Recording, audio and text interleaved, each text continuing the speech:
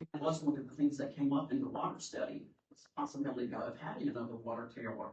And also think of having a fire station on the island. Thank you. Okay, we're on to our next question. Surprise, it's your turn to start first. But it's not about it. What's your stance on shoreline stabilization and beach access equity? Do you read the question? Sure. What's your stance on shoreline stabilization and beach access equity? Not exactly sure what beach access equity means unless you're talking about specifically having beach access for everybody, including ADA compliant. Is that? As I say, these are questions from your folks. And the beach is a public place. We should have enough public access points for everybody of any persuasion, whatever. If you can walk, great. If you can't, you should still be able to get on the beach and enjoy it. And I know Holden Beach has done a great job in the last few years, coming up to ADA compliance, but having these closed walkways and also restrooms for people. The first part of the question again was what's your stance on shoreline stabilization? Shoreline stabilization, which I'm assuming you mean protecting and maintaining our beach strand.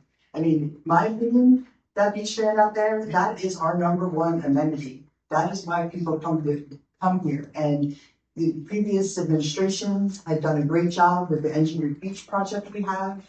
I'm a little concerned right now because our contract is with FEMA, and that is still we have not gotten confirmation as far as I remember. The last Board of Commissioners meeting, the assistant town manager said, the core projects were protected, but she didn't get that same confirmation from FEMA. So that's a concern because we're going to need to make sure that we can rebuild our beach strand if there is a storm and we don't have help from FEMA.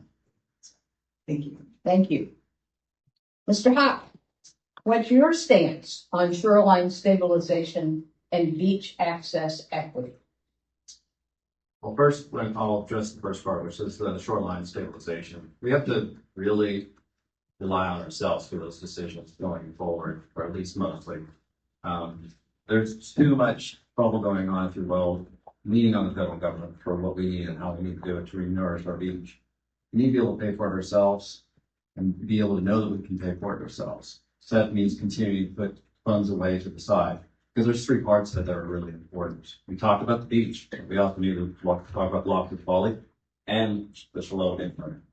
And if you've looked at the CRC and what's been going on at Ocean Isle Beach, there's some things there that I hope that our board will be actually talking about soon, because that's one of the things we're concerned as citizens, that one part of our island could be affected by what's going to be going on with that terminal growing.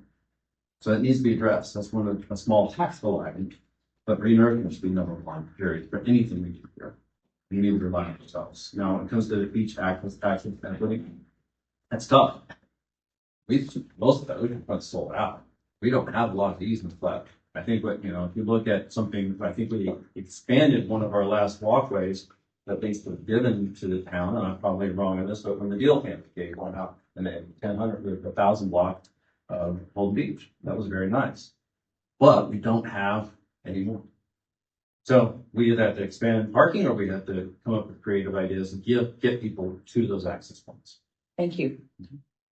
Ms. Pate, what's your stance on shoreline stabilization and beach access equity? Well, I think the town of Holden Beach has done an excellent job with our beach management, and we've done, in fact, such a good job with it that the Army Corps of Engineers turned us down because we have done such a good job. And, we did the beach renourishment project, or what we call the Central Beach project. And then also a lot of our building codes and requirements that we have in place on our building, and from our building perspective, has helped to create that situation. So we kind of did ourselves in a bit. But I would disagree with Chad a little bit in that I don't think that it's town of Holden Beach's total responsibility to have to maintain the beach, because it is a public beach. And obviously we have a real vested interest in it, but I don't have a problem with getting resources from the state or the federal level, because there's a lot of people that are using the beach other than just residents of Holden Beach. So I don't think it's our sole responsibility. And let's just face it, we're never gonna have enough money in the sand fund to take care of the beach renourishment. So we're gonna have to get assistance from that from the state or federal level. And as far as the equity access, we do have a tendency, I guess it's just because of the nature of the way the beach is laid out, but we do have a lot more beach accesses on the east end. And we don't have anywhere else that I know of on the west end that we can really put any other beach accesses. We've done a real good job with becoming ADA compliant and making sure that, you know, any individual that has some sort of handicap does have access to the beach. But I don't know where we can put any more on the west end currently. Thank you. Mr. Smith, It's been, what's your stance on shoreline stabilization and beach access equity? first off, it's better to go last than first. As far as shoreline stabilization, let me look at beach access equity first. Number one, staff done a really good job. Well, let's get to it. The staff was caught in a position where someone, came to them and said, hey, we need to do some ADA changes, concerned citizen.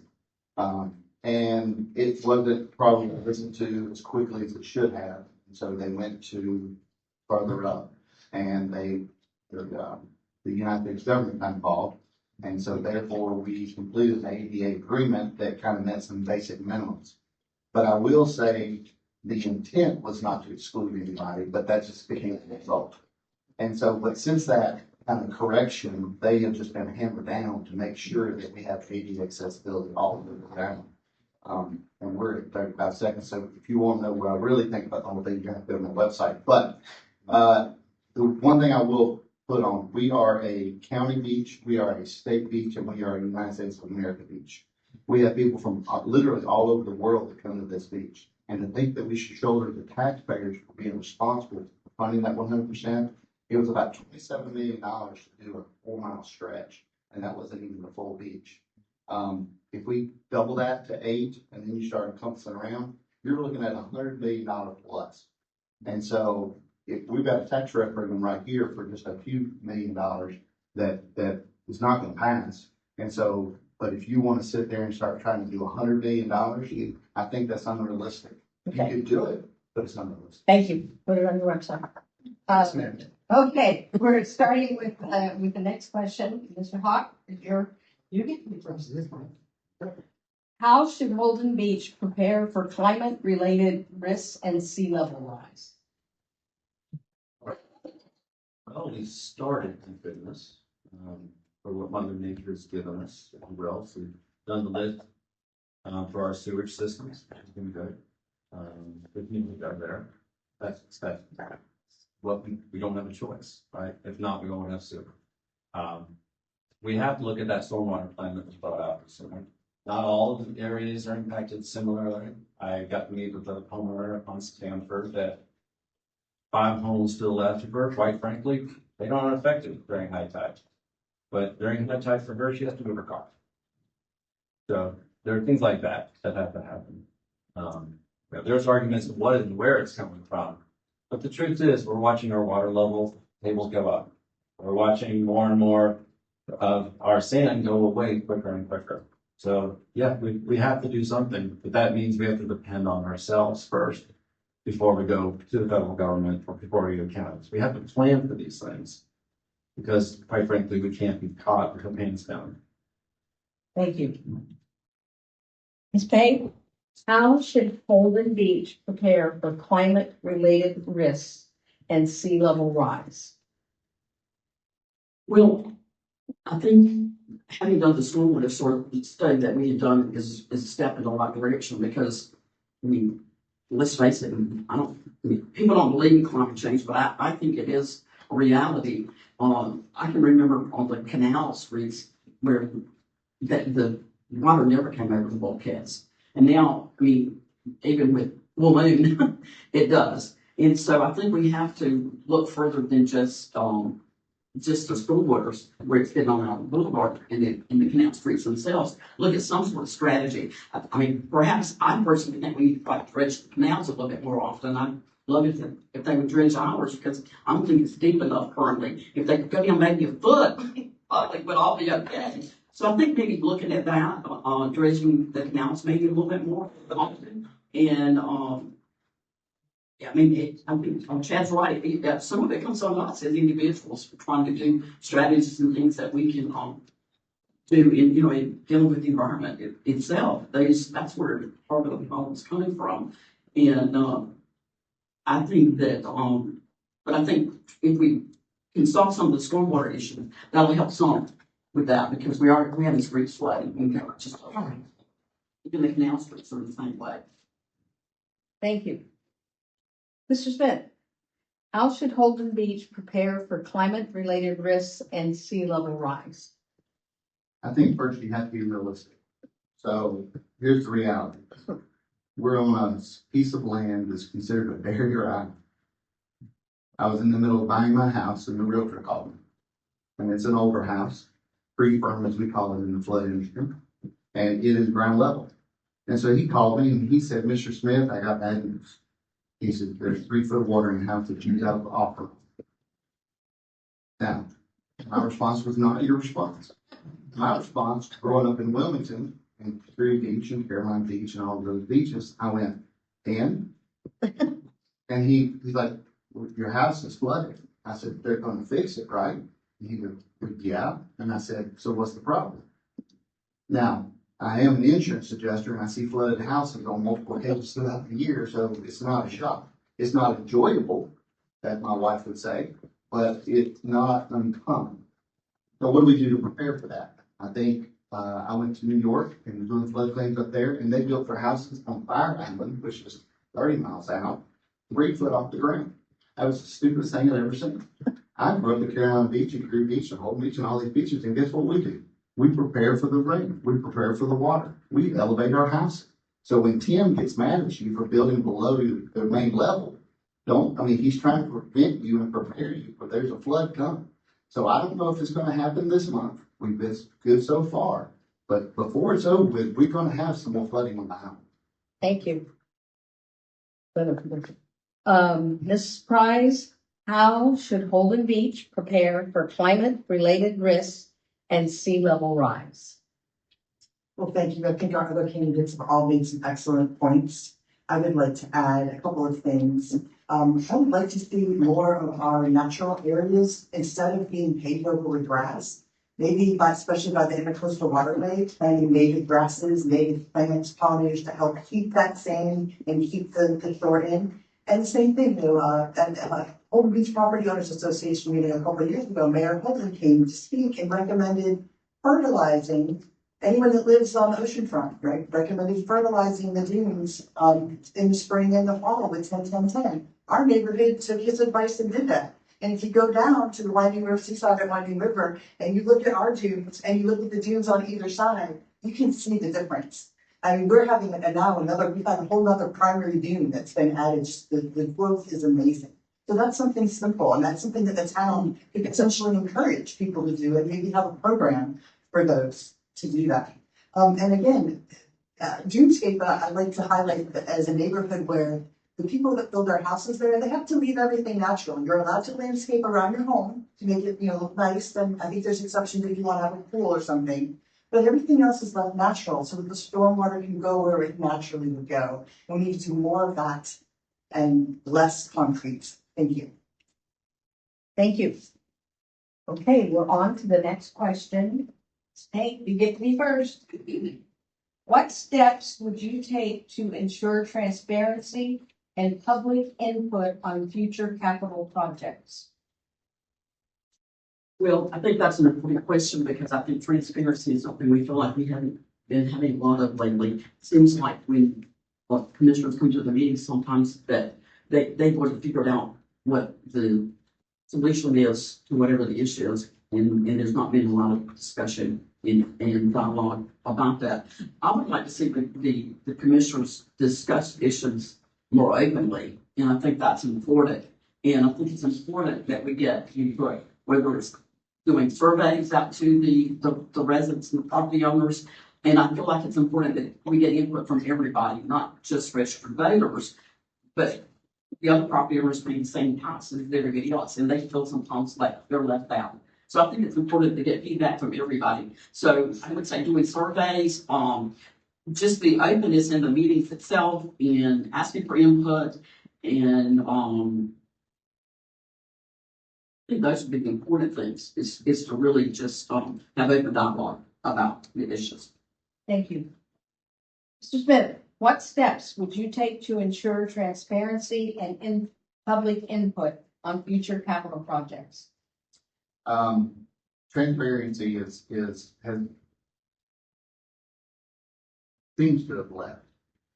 It seems like when we come to a board meeting or to view a board meeting, I said there's been conversations that happened before we got there, and not that we would necessarily disagree with where they got to, but how did we get there? And if we do disagree with the end product, maybe there's a stage along the way we could have found some common ground. So how would I address that? Number one, the staff does a great job. If you ask the staff for any information, they give it to you right away. The bottleneck seems to be with the Board of Commissioners having private emails. When you make a request for a public records request, it takes months to get emails back from the Board of Commissioners. Personally, I made a request for emails from the Board of Commissioners, and it was 2 months before I got it back. Now, part of that was the attorney had to review and look over it. So there's some steps there, and I get that. But it ought to be, it literally, if you go to search in your email, it literally takes milliseconds to get the results. And yet it should not take us 2 months to get that. So if we move the town, the Board of Commissioner emails to the public, then the staff would be charged to fulfill the public records request. And then it's not political. It's just a job that they do. The chips fall where they may. And I think that's one thing we need to do. The other thing is we need work sessions. Have this stuff out in the open, talk about it. Then have a cooling off period and come back and vote on it. Thank you. Ms. Price, what steps would you take to ensure transparency and public input on future capital projects? It's important that we have transparency and input from the public on capital projects. And if I'm elected commissioner, I can guarantee you that that's going to be one of my core things that I want to do. I want to make sure that people of Holden Beach, whether it's the residents, the guests, or the property owners that don't live here all full time, they need to be aware of everything that's happening. And I would go so far as to encourage the other commissioners to hold what office hours, Keith said, working sessions. That's a good start. We need to all be together, and we need the public to know what the commissioners are doing and why, so that the public can be assured that the decisions that are being made with them in mind and not based on what certain commissioners may or may not want to do for themselves. Like, I really believe that if you elect me, I'm going to be your commissioner. I'm going to be the people's commissioner. I don't have any hidden agendas, and except for keeping our town a beautiful, welcoming family beach and being as open as possible in how we make decisions. Thank you. Thank you. Mr. Hawk, lucky you, you're last this time. What's It's best, right? What steps would you take to ensure transparency and public input on future capital projects? So I'll be very specific. I believe that our board doesn't meet enough in a way that the public can interact with it. We're a small town. We should be able to change each other. I think it's just quite silly that we can't even, before a regular board meeting, we only have public comment sessions, that you don't have something right before it, where people can come have a Q&A with your elected officials. I've watched Will Carter up here, I don't know how many times. I've watched Jim Bauer come up many times and have some things that should, quite frankly, be answered. I mean, we represent you. And so I would be very specific about, we need to have not just open hours, but have specific Q&A right before and right after. We're available to you. We need to be more often. I believe this board has analysis parameters. What does that mean? They don't want to meet more often than they can, because there may be limitations. We need to change that. Yeah, I know, it's first month in town. I don't like that either. But honestly, we've got to get past this division we're in. We've got to start making some decisions that, quite frankly, we deserve. We need this. And so when I look at it from that point of view, that's one way. I definitely agree with Keith. Like, I would go one step further on email flow. They should have their phones also be government phones. Because quite frankly, back and forth privately, we all know how it goes. And then, and that's where I think I would leave it at this point. Thank you. Okay, we're on to the next question, and lucky Mr. Smith gets to be first this time. How do you plan to represent both full-time residents and seasonal visitors? Making notes. Your last, you can make notes. So, I mean, that's tricky. In a sense, it's tricky. You just accept phone calls. You accept your emails. Whether you're a voter, whether you live here full time, you live in Raleigh, you live in Boone, you just accept the phone calls. I mean, even the way we have the ability to communicate, I know Chad's not a fan of social media, but it is instant. You're showing it tonight because it's changed the way we do things. It used to be you had to wait for this young lady to write a story and come out in the paper, and next Thursday we can find out what happened tonight. And so, and I did pick up a paper today to find out about it, because it's the first time I was in. Anyway, so, but the times have changed, and so instant communication is available. Now, there's times we should turn them off. As a small business owner, one of the best things I ever did was move my office out of the house, because I had it in my bedroom, and that was a nightmare. Up at 12, 1, 2, doing billing and stuff. So you need to have hours. But in today's world, you should be able to send a text, you should be able to send an email, you should be able to just pick up the phone, answer it, voicemail, you can get back to them.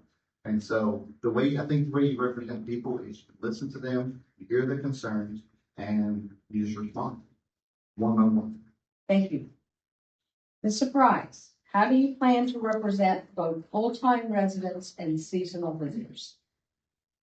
Yeah, I would represent them the same way I plan to represent everybody. I mean, whether you're a full-time resident here, whether you're a seasonal resident, whether you're just a guest coming to Holden Beach for the first time, the way the town staff, the town mayor, the town commissioners interact with people, it should be the same. It should be seamless. It shouldn't matter whether they live here full-time or they live here part-time and rent their house, or they're just visiting. They're human beings and we need to take care of them. And it's important that I think the town can do a better job of also putting out surveys. If we're planning to do a capital project, not everybody can be here for the board meetings. They do stream them online, but just a way to engage some of the people that aren't here full time. I know the Property Owners Association tries to give that information out to the seasonal residents, and and the Holden Beach Property Owners Association can be perfect either. So there definitely needs to be more communication with our part-time residents, people that own here, pay property taxes, and are affected by all the decisions that the town makes. And again, we want to be a welcoming family beach. The last 2 years, I've heard so many people say, "Oh, nobody wants to come to Holden Beach anymore because everyone's so mean and you're so nasty to each other." It's like we have to stop that, because we all love Holden Beach. We do. It's one of the best places. I think that, like Chad mentioned, you've been all around. I've been all around the world too. And there's no place I'd rather be than Holden Beach. Thank you. Thank you. Mr. Hawk, how do you plan to represent both full-time residents and seasonal visitors? So I heard you, or let me repeat it, full-time residents and seasonal visitors. So I hear that not just people who rent their houses out and come and visit once in a while, but also the renters themselves. Right, yeah. That's how I see that. So first and foremost, I don't think this has ever happened, or at least since I've been here, I haven't seen it. I've been sitting down with rental agencies around here and have conversations with them. Start actually ask them, say, can you do surveys with your renters? Ask what they really want and share that with us. Because we talk about it, but we don't back it up with information. And quite frankly, as Keith said, in this day and age, we have the technology. That's one way. The other way is, you've seen how I feel about the referendum. We could have easily surveyed our homeowners and made sure that we had information on what we wanted or didn't want. Guess what? We didn't do. That's disappointing. We're better than that. And that to me, we can change that. We can do that going forward. So, and surveys, people say, oh, that's the easy answer. It's the easy answer. No, it's a hard answer. That's quite frankly, we've seen it. You can write it any way you want sometimes to make it too subject. So we can do it the best of our abilities. Lastly, I would say this. For our full-time residents, we need to be more engaged with you. Because quite frankly, we're a small town. I go back to what I just said earlier. We need to just be sitting around having conversations, not up here, but down there. Stop being what we become. Thank you. Thank you. Okay, this one's a big one. It's on the back. Okay. Oh, I'm sorry. I'm sorry. I'm giving you a pass. Go.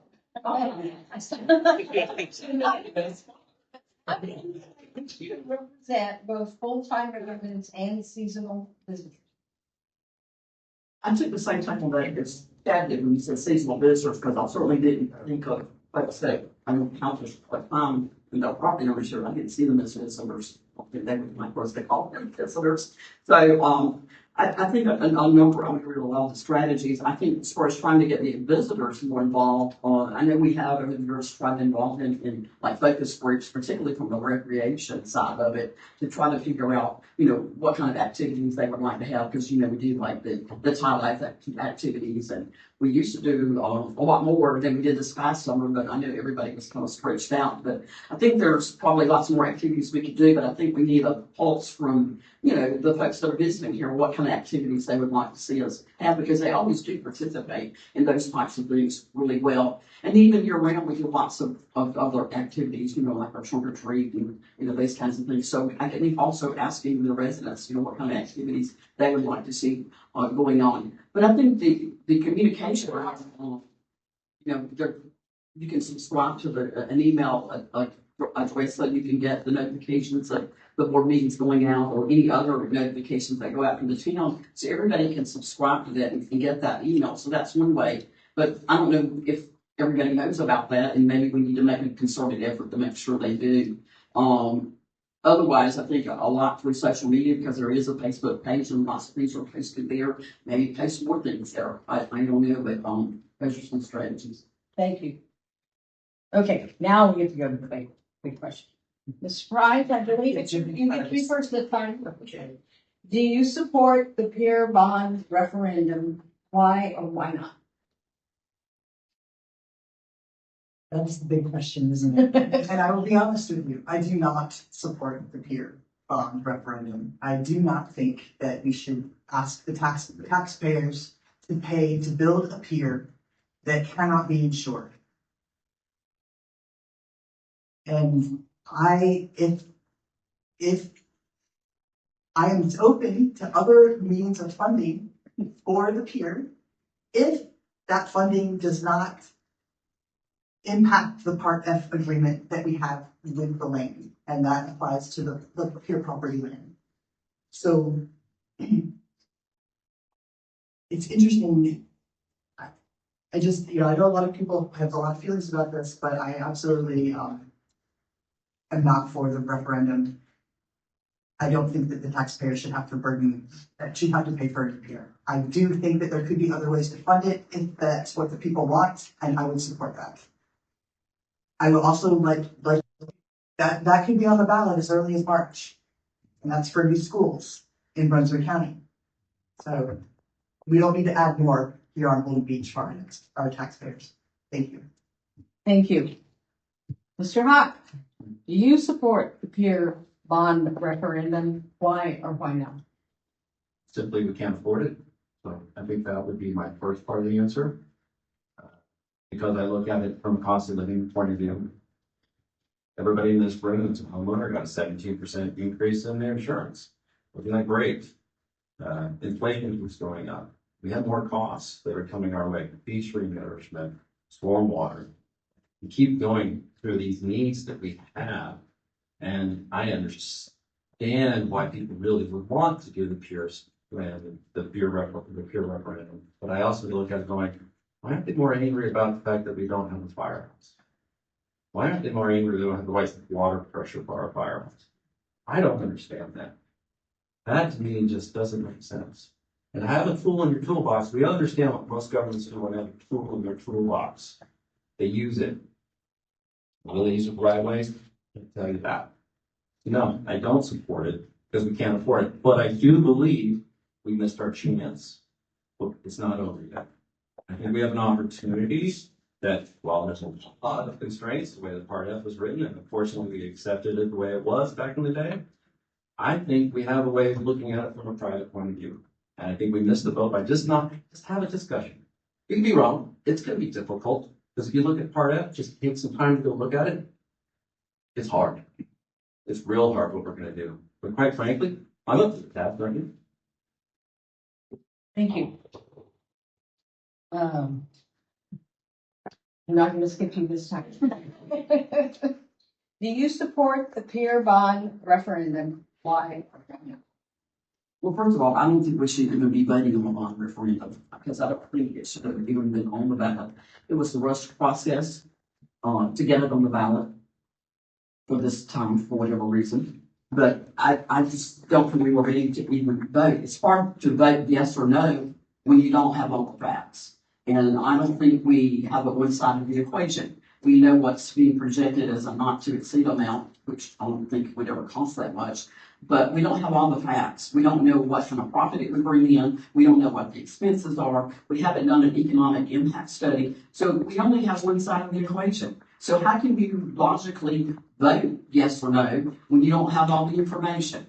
So I'm not advisory on how I would want to vote on it because I don't have all the information to make an intelligent decision on that. Personally, I'm not in favor of a tax increase.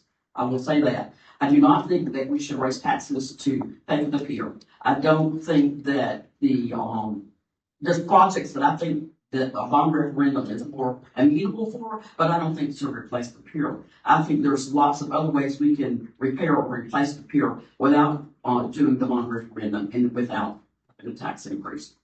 So I guess I would only have to say I'm not in favor of it. Thank you. Mr. Smith, do you support the peer bond referendum? Why or why not?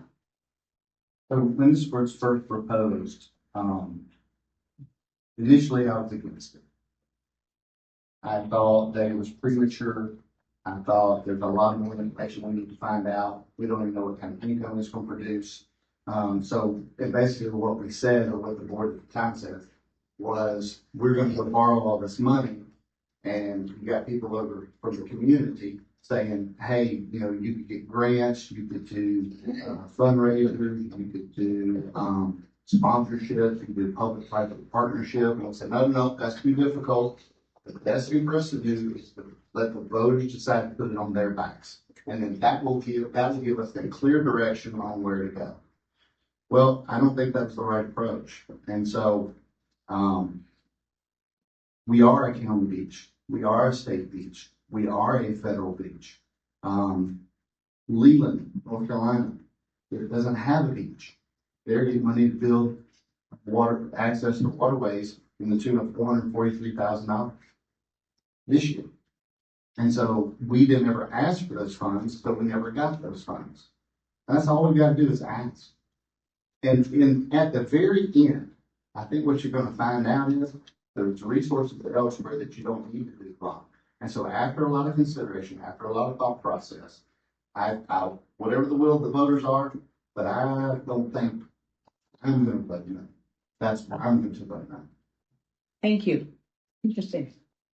The next question is kind of a repeat of the last one, but we got so many people that submitted this issue that we felt that, you know, we needed to have several questions. So, and some of you have kind of addressed this in your previous answer. And Mr. Hawk, we're starting with you. What alternatives would you propose if the bond fails? Ended that with my discussion about looking at how can we accomplish something from a private point of view. Because I have to look at it from a town budget point of view. I look at it from that. And I say to myself, we got to do beach renourishment. That's expensive. We've already talked about how many millions of dollars that's going to be. Talked about how we require a firehouse and water pressure, storm water, and we don't have a full bleach unit. Oh, by the way, they're not paid well enough. Oh, and by the way, inflation can keep coming. So I look at it and say, no, I don't think the town should be responsible for that in that respect.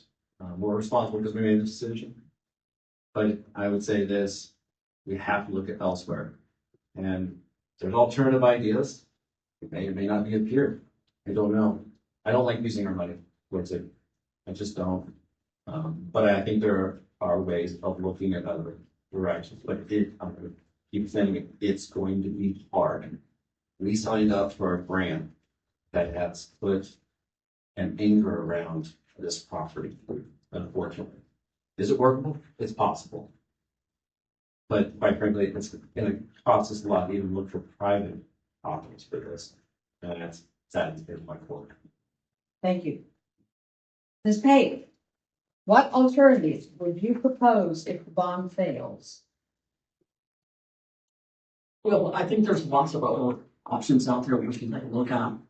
I think we can look outside for resources. I mean, it is our taxpayers, it is our dollars ultimately that we can get some of those federal funds back. So I don't have a problem with accepting federal funds. I think that,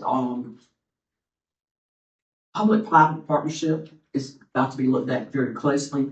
I mean, I know one of the commissioners adamantly says it's too complicated, but what isn't complicated? And I don't think, I mean, I know there's some restrictions and constraints that come with the part of free, but I don't think there's anything there that's really that overwhelming that we can't deal with. It's I'm just a matter of sitting down with the funding agency and telling them what it is you want to do and explaining, we thought we wanted to do this, but we can't do it exactly that way, and this is the reason why. And I found them to be usually pretty amenable in working with each other. But I think looking at public-private partnerships, we haven't been willing to even discuss that at the commissioners meeting. Looking at other grant opportunities, I think I'm looking at donations. There's lots of individuals and corporations out there that are willing to donate funds. I've had a lot of them tell me they would. It just requires a fundraising campaign. Also, our legislative liaison, we can ask them to look for some earmark requests because our state representatives and senators and our federal level would be willing to do that. But the commissioners have to make it a priority project before you can go and ask them for money, because they're not going to help you if you don't ask. Thank you. Everybody's got their hand out. Mr. Smith, what alternatives would you propose if the bond fails? You mean when it fails? I'm a fluent soothsayer. I think it will fail, and I think it'll be the responsibility of the people on this board to have a plan before they step in there. Now, with that in mind, you're gonna have to work with the other three that are already here. So it's not like, hey, you come in and you bulldoze everything over and this is the way we're gonna do it. No, you still gotta work with everybody. When I was taking pilot lessons, this is relevant. When I was taking pilot lessons, the guy asked me, he goes, okay, the engine just shut off, what did you do? I said, car beep. He goes, no. And I went through 17 different items on that Cessna plane and I got all of them wrong. And he goes, you fly the planes. I'm like, what? That's, he goes, no. You have to remind yourself to fly the plane. So we cannot excommunicate a good portion of the Holden Beach property owners and tear the pier down. It's just not right. They've spent, grandparents have grown there, families have grown there. I want my kids to see it, but it wouldn't be right to just excommunicate, hey, listen, just not today. And so the first you do is you fly the plane. As Chad mentioned, you've got stormwater issues. You fly the plane. Hey, what can we do with the pier? Hey, we need a firehouse. Okay, let's fly the plane, but we still need to take care of our town and take care of our visitors. Because at the end of the day, $4.1 million comes into this town because we have amenities on this beach. The beach is the biggest one. Biggest one. So, fundraisers, grants, fishing license. There are multiple opportunities for us to go look at one bite at a time. Okay. Mr. Pride, last question, last time until we go to your closing statements. What alternatives would you propose if the bond fails? If the bond fails, there's a couple of ways we can go, right? Everyone here so far has talked about, I think, if we go ahead and other funding alternatives to build a pier. But property wasn't purchased just for the pier. It was actually purchased for other reasons, emergency access and other things, parking for people. So there, You know, I know the pier has a lot of nostalgia and it's been here forever.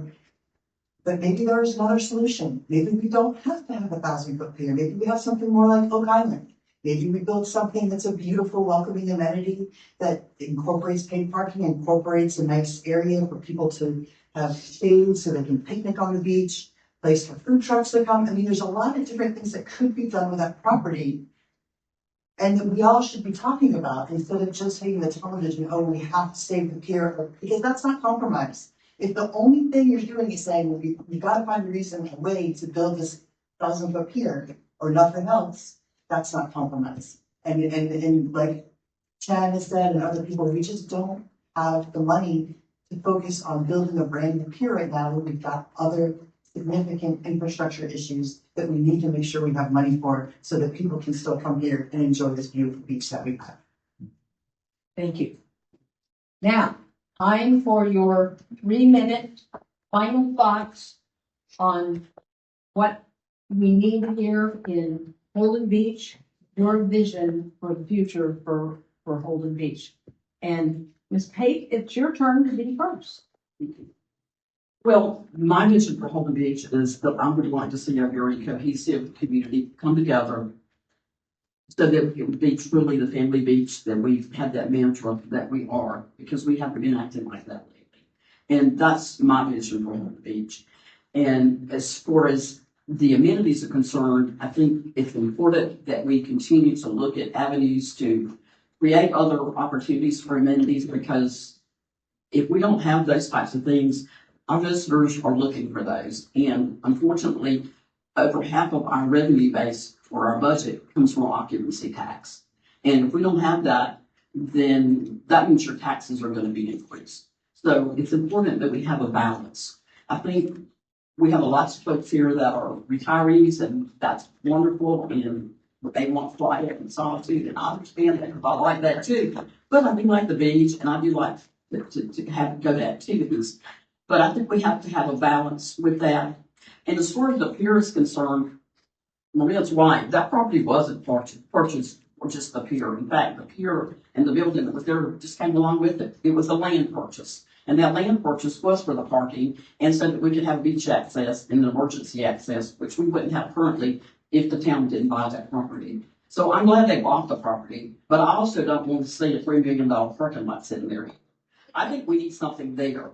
And I think what we need is, I didn't say it early when I was talking about the strategies for getting funding for the pier, but I think we have to have a building there. Whatever that building looks like and whatever is included in that building, obviously that would be up for discussion from the residents of the town. But I think we need some sort of restaurant type thing there, or some sort of games for the youth to go and enjoy, some type of meeting space. And the revenue is basically going to come from whatever is in that building. I mean, yes, we're going to get some revenue from the pier, from fishing and things like that, but you know, you're going to have gift shop there, souvenir shop, you know, those kinds of things. So I think that's an important component of it. So I want to see something there at that site that brings people back together, and I think that will do it. And the other piece that nobody asked about, which I'm really surprised, is I think Block Q is our other opportunity to really do something to bring our community back together as well. We're getting ready to do another comprehensive plan, which I think is a total waste of time. We've talked about what we want over there. We just need to move forward with what we want. You know, we've talked about pickleball courts. We've talked about a stage for the concerts. We've got the bathrooms going up. We talked about we need trailer parking for the boats. You know, let's just don't beat the death. Let's just go on with it. And if we can do something really nice there and leave some green space with what we got already with the playground equipment up at Ridgeview Park and the kayak launch, I mean, I think it would be a really nice area. So I think I want to see those amenities all come together. And, you know, in addition to that, all the infrastructure needs taken care of. Thank you. Mr. Smith, 3 minutes to share your final thoughts and vision for Holden Beach. Website is votingforkeith.com. You know, the town has a moniker called the Family Beach. I'm doing my part with the family. So I guess my being on the board would be the part to take care of the people. And so kind of a little thread there. You see that? I didn't even see it. So whatever would encourage families. It's insignificant as I originally thought tie-dye was, apparently it's a big thing. I met a family that had been coming here 28 years. And they have a t-shirt from all 28 years. That's amazing. You never know what someone is going to enjoy when they come here. And I listen, I understand the beach is the draw. And 99% of the sunset and the sunrise pictures are of the sunrise and the sunset on the beach. Great. People ask me all the time, hey, does the sun set in the east or the west? I get to tell them yes. Because it's truly an anomaly. I enjoy the wintertime better because you get to see it out over the water. But maintaining the family atmosphere. And I know this might shock somebody, but if the island as a totality came together and said, you know, Keith, we just don't need the pier to make it a family beach. Okay. That's not the number one priority of this island. It is family and it is beach. But what we can't do is act like we have a majority when we haven't even talked to everybody. Surveys is a great thing to do. But as Chad said, they could be worded either way. I can get you to hate work and vote no, and actually vote yes because you think you're saying no. We can just confuse it where you go, hey, I just don't want to deal with this. Or I can just go, hey, do you want a beach? Yes. Okay. Yes or no? But we got to maintain the family. We've got to quit the 3-2 deal. And we've got to come together so that we're a united front.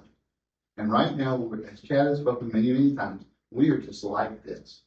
Whatever it takes to get rid of this is what we need to focus on. Talk to our neighbors, find out what they want, and respect each other's wishes. Even if I disagree, I talked with a lady today, and she said, Keith, I need some information on this. I said, okay. She goes, I do not think the town should have bought the pier. And I said, I understand. What do you need? And so we talked and we went through them.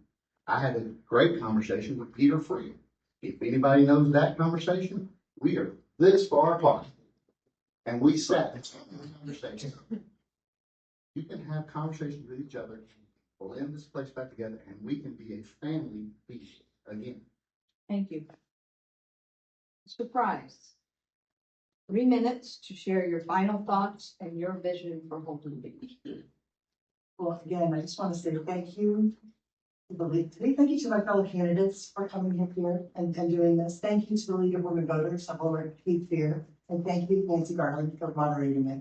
And thank you to everybody that's here and listening online. We took a couple hours out of your Friday night. I really appreciate this. As we've heard tonight, I think we're all in agreement that it's time for camaraderie and collaboration on Holden Beach. It's time to end the divisiveness and work together. And it means working together, compromise, working together means compromise. And it means remembering to respect each other as human beings, even when we disagree. It means being respectful during meetings. It means making sure that, people are calling each other out saying, hey, don't be like that. Don't be, this is not who we are as a family beach. If elected commissioner, my focus is really going to be 3 things: infrastructure, public safety, and community. And building that community involves making sure, and I would love to bring to fruition, a beautiful amenity at both Block Q, Jordan Boulevard area, and the Pier property in the next 4 years. I believe it can be done, and I believe we can come together as a community and make that happen. I also happen to have the skill set I have, in my many, many years working in corporate America, I often found myself having to bring people from opposite sides together. And I really plan to use those skills to help bridge this divide we have and try to just get people talking to each other, because we have so much more in common than we don't. Every single person that I've talked to during my campaign, every single one loves Holden Beach and wants to see it maintained as a welcoming family beach. And we can do that, and we can make it so that it's here for generations to come. And I would ask that if you liked what I heard tonight, if you liked what I said tonight, and you want to hear more, please go to my website, mariasurprise.com, and grab one of my business cards out there. It's got my phone number, it's got my email address, it's got my website. Call me, text me. I want to talk to you. I want to be transparent. I want to be your commissioner. Thank you. Thank you. Last question, last 3 minutes. Mr. Hawk. Well, first, I think if we're all doing it on the website, Sylvia should do it for the website too. It's SylviaPink.com, is that correct? All right. And mine's hot45.com. Yeah, there we go. We've all done that. So Holden Beach added to Holden Beach Latitude. Who we are. We're a town. We're a small town. Small towns love where we're at because people love you. Like Sylvia and Alan, Maria, and myself, Susan out in the audience, that have chosen this place for years. Think about that. Alan, how old were you again? All your life? 76? 76. 76. Even your family's been coming here since 68. Maria's been coming here since 99. Look at that. That is the town of Holden Beach is about right there. Start thinking about all those things. And that's what we are going to be going forward. I see that no matter what. No matter who you vote for up here, I see that happening for us. But we have challenges, we have opportunities, but we can fix them. If we can. Because we are a small enough community where we can work together. And you can see how we do it today. And quite frankly, yeah, might be only 2 of the 4 of us that get up there and we want to work better together, and maybe the other 3 maybe not. We'll figure it out. We'll get everybody together, get the town together. We'll have sit down. We'll figure out how to understand that. But it will happen. I'm sure you of that. I see that. And I love that. And then I want to give Keith something that you just threw in my brain just a second ago. This tie-dye conversation you just had. I remember when my son got his tie-dye, put it on, get home after sweating to death and all that nice fun stuff, taking it off, and seeing tie-dye stains all over his shirt, all over. And it's great. I still remember that. And you know what? Gives me chills right now. You can see it here in my eye. You can see that. Okay? So I should be closing you right now saying why you need to vote for me. And the truth is, I think you're voting for Holden Beach. You're taking this part back. And I'm going to help bring that if you vote for me. I'm telling you that. I'm about compromise. I'm about trying to practical approach. What I don't want to be, though, is divisive. So I'll end with that. And if you'd like, one last advertisement, buy some cookies outside if you'd like. They're free, it's nationwide home. That's it. Thank you. I had some other observation. I was in Southport on Monday night.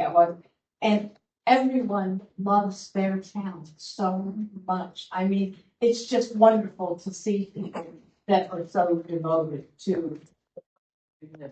I compliment all of them. Nancy, can I just say one thing?